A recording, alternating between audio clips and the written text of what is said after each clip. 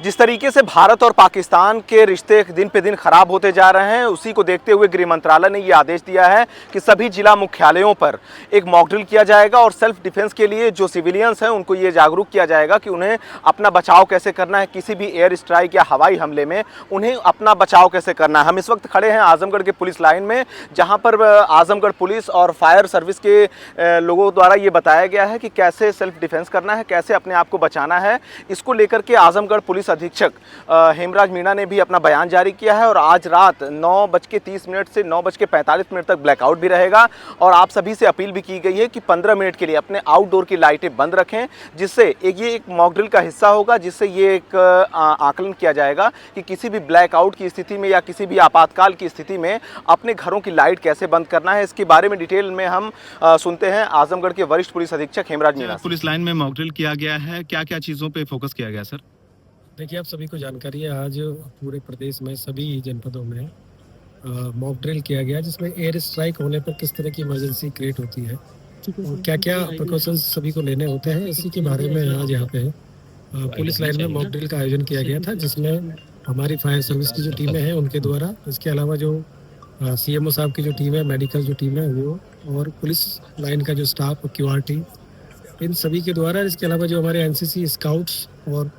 जो आम जन है उन लोगों को भी यहाँ पे बुलाया गया था, जिससे कि उनको डेमोन्स्ट्रेशन दिया जा सके, उनको बताया जा सके। तो इस तरीके से एक डिटेल में यहाँ पे आज कार्रवाई हुई थी और सायरन का यूज कैसे होता है, सायरन की आवाज़ कैसे आती है, किस तरीके से जो पैनिक सायरन है वो बजाया जाता है और उसके बाद में क्या ड्रिल अडॉप्ट की जाती है, ये सारी चीज़ों को करते हुए आज पहले यहाँ पे सायरन बजाया गया और उसके बाद फिर उसके जो इमरजेंसी है उसको शो करते हुए और पहले फायर फाइटिंग की जो व्यवस्था है वो की गई थी। इसके अलावा अगर कहीं इस तरह की जो घटना होती है तो उसमें कोई बिल्डिंग में आदमी फंस जाता है तो उसको कैसे कैजुअलिटी है उसको वहाँ से निकाल के और उसको कैसे उसको हॉस्पिटल पहुँचाया जाता है, इसकी जांच पर वो कार्रवाई की गई थी। उसके बाद में घरों में आग जलने की जो घटना हो जाती है तो उस पर किस तरीके से उसको आग बुझाई जाती है, चाहे वो गैस सिलेंडर की आग हो, चाहे वो पेट्रोल की आग हो, चाहे वो इलेक्ट्रिसिटी की आग हो, तो उसको बुझाने के जो तरीके हैं वो यहाँ पे फायर सर्विस वाले हमारे जो स्टाफ है उनके द्वारा, CFO साहब के द्वारा उसका डेमोन्स्ट्रेशन किया गया। इसके अलावा जो शासन के द्वारा जो 18 रेंजों में जो इमरजेंसी के लिए जो मल्टी व्हीकल है वो प्रोवाइड कराया गया, तो उसके जितने भी इक्विपमेंट्स थे उन सभी का डेमोन्स्ट्रेशन भी किया गया और उनके बारे में सबको जानकारी भी दी गई। और UP 112 की जो हमारी जो गाड़ियाँ हैं उनमें क्या क्या फैसिलिटीज़ है, कैसे वो फर्स्ट एड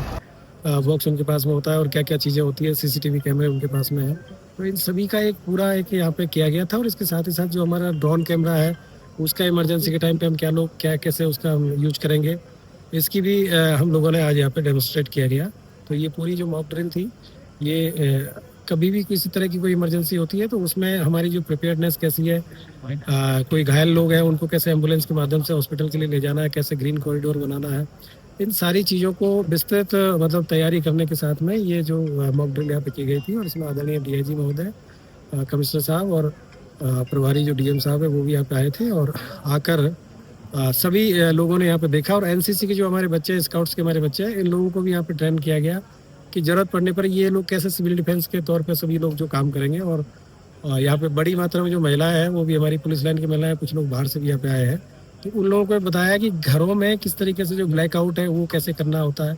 उसका मेजर्स क्या है। इसके अलावा जो अगर कोई इमरजेंसी होती है तो आप लोगों को किस तरीके से बिहेव करना है, अपने विंडोज़ को कैसे बंद करना है, अगर आगजनी होती है या कोई इस तरह की एयर स्ट्राइक होती है तो जैसे धुआं निकलता है उसको अपने आप को कैसे सेव करना है। बिल्डिंग में यदि कहीं पे कहीं एक्सप्लोजन होता है तो बिल्डिंग में किस तरीके से आप लोगों को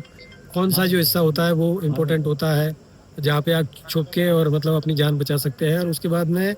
वहाँ पे जब रेस्क्यू टीम आती है तो रेस्क्यू टीम को किस तरीके से SOS जो सिग्नल है वो देना होता है। इस तरीके से सारी चीज़ों को काफ़ी मतलब बड़े विस्तार से सभी को समझाया गया और एक अभ्यास किया गया जो कि बहुत ही अच्छा रहा। सर आज ब्लैकआउट भी होना है रात में 9:30 से 9:45 तक, उसके लिए भी सबको ब्रीफ किया गया और सभी को मतलब सब लोगों को आज दिन में मैसेज भी किया गया है। सभी जो यहाँ के स्टेक होल्डर्स हैं सभी को उनसे बातचीत भी की गई है। तो 9:30 से लेके और 9:45 मतलब 9:30 से लेके 9:45 के बीच में एक ब्लैकआउट का अभ्यास भी पूरे जो जिला मुख्यालय है यहाँ पे कराया जाएगा। और उसमें सभी से यही अनुरोध है कि उस समय किसी प्रकार का कोई पैनिक ना क्रिएट करें, अपने घरों की जो बत्तियाँ जो बहुत ज़रूरी नहीं है उन सभी को बंद कर दें, विशेष तौर से जो बाहर जो जली रहती हैं पर्दे अपने बंद कर लें, खिड़कियाँ अपनी बंद कर लें और जो इमरजेंसी सर्विसेज हैं वो कहीं पे इंटरप्ट ना हो, इसके लिए भी बता दिया गया सब लोगों को कि उन पे उनके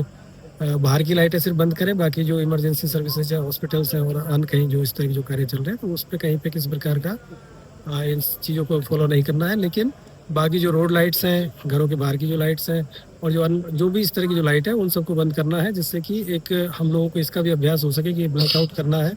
तो कैसा रहेगा, और उसकी हम ड्रोन कैमरे के माध्यम से फोटोग्राफी भी कराएंगे,